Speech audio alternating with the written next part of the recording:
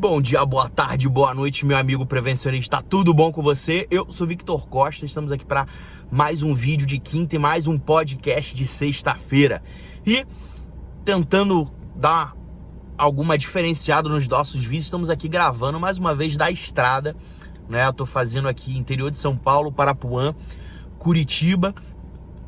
Parei aqui para beber uma água, tomar um café antes de continuar a estrada. Eu acabei não conseguindo gravar o vídeo durante a semana e dei uma paradinha aqui no meio do caminho. Aproveitar lá para gravar, para subir o vídeo, para a galera editar, para ir pro ar na quinta-feira. Hoje é quarta, só para abrir um parênteses, né? E hoje eu quero falar sobre vocês, eu quero falar com vocês a respeito de um resumo de livro que eu vi no Resumo Cast na última semana. Até fiz uma publicação sobre isso, que fala em relação a atrito. Então eu vou pedir a vinheta nesse momento. Vocês ficam com a gente até o final, por favor. Valeu?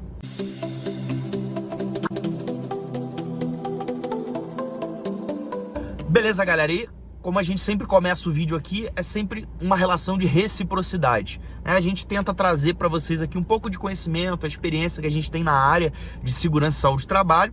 E a única coisa que a gente pede vocês, uma contrapartida, é clicar aqui neste sininho aqui para você receber as notificações, para você compartilhar com a maior número de pessoas da área de segurança do trabalho. Se você entende que esse conteúdo ajuda você no dia a dia, agrega a sua profissão e a sua evolução. E eu queria falar sobre atrito, né? Até pegando o exemplo do livro, eu vou deixar aqui na descrição do vídeo o link do episódio do podcast, do Resumo Cast, que fala a respeito desse assunto. O livro é um livro que está em inglês, né? Não tem para português, mas vale muito a pena se você conhecer bem inglês, ou até se você quiser aprender inglês. Hoje com o Google Tradutor você consegue maravilhas, né? Até começar, eu sinceramente estou pensando em comprar esse livro mesmo em inglês e dar um jeito de conseguir lê-lo. E usando até o próprio exemplo, tá, que ele fala, quando uma criança ela vai descer no balanço, certo? Dependendo do ângulo, do material que foi feito para o balanço, ou de repente se o balanço está sujo com terra, areia, né? Você empurra a criança, ou a criança não vem com força suficiente, a criança às vezes para no meio do caminho, né? Porque você tem um atrito muito grande, e isso faz com que ela não consiga deslizar até o final, certo? Então, para você garantir que aconteça esse deslizamento do início ao fim, você precisa garantir que exista o menor atrito possível.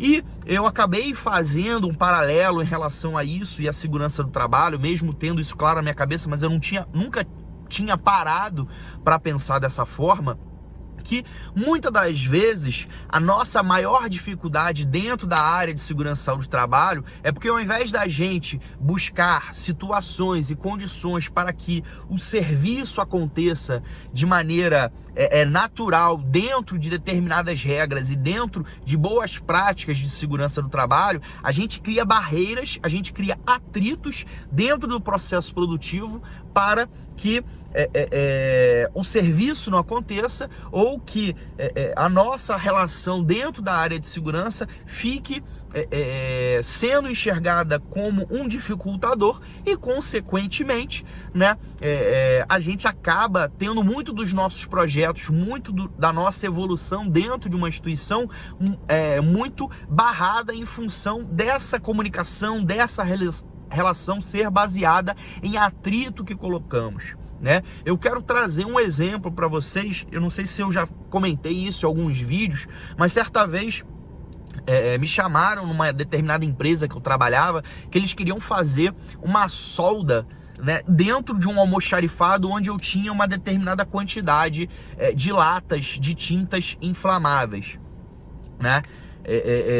Era uma área específica, né? Eu já tinha orientado que aquela lata não podia estar lá por um motivo, estava-se num projeto de construção de um paiol específico para guardar todos os materiais inflamáveis, mas isso ainda estava em projeto, ia demorar aí uns 3, 4 meses para sair do papel, né?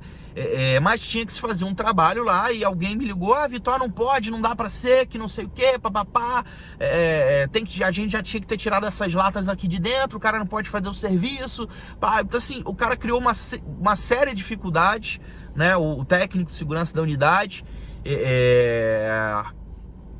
para não se fazer o trabalho, para se tirar todas as latas naquele momento, que não ia ser naquele momento que ia ser retirado, já se tinha um planejamento para a construção de paiol, para fazer, né? Tudo já tinha se conversado, tudo já tinha se planejado e especificado, né?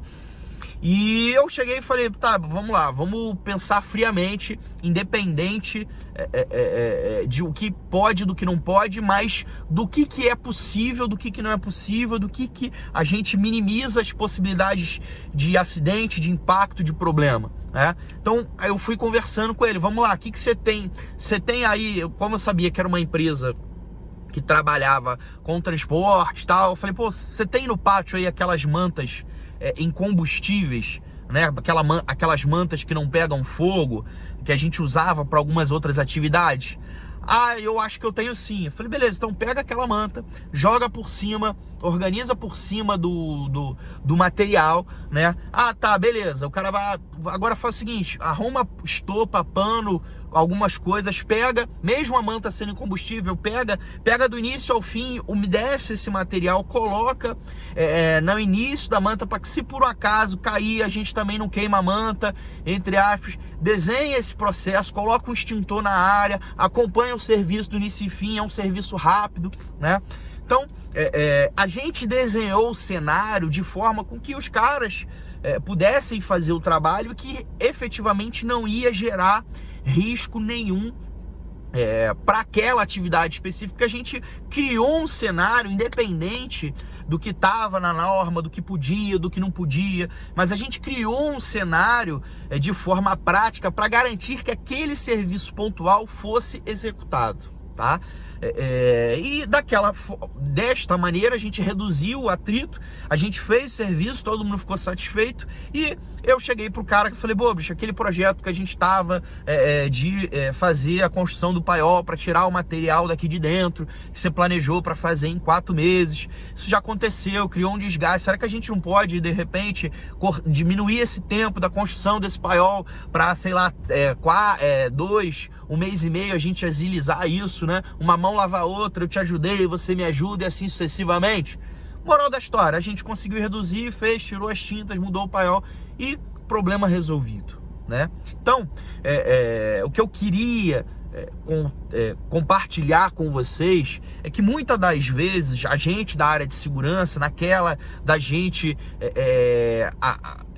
cumprir legislação, cumprir requisito, fazer isso, fazer aquilo, tal, às vezes a gente esquece que algumas atividades pontuais podem ser executadas de maneira segura, independente do que está na legislação. Veja bem, eu não estou falando aqui para a gente ser contra a legislação, brigar contra a legislação, né? Mas a gente tentar reduzir o atrito entre o que é e o que pode da melhor maneira possível, tá? Eu tô contando um exemplo, eu tô dando caos, mas você no dia a dia, você tem que ter essa visão crítica do que é possível, do que não é possível, do que gera risco, do que não gera risco, fazer uma análise crítica da probabilidade versus dano, severidade, da condição daquele ambiente, para você realmente avaliar se aquilo pode ser feito ou não pode ser feito, antes de você já começar falando que não pode ser feito, tá? A gente precisa tentar ao máximo possível reduzir atrito. É claro que a nossa atividade,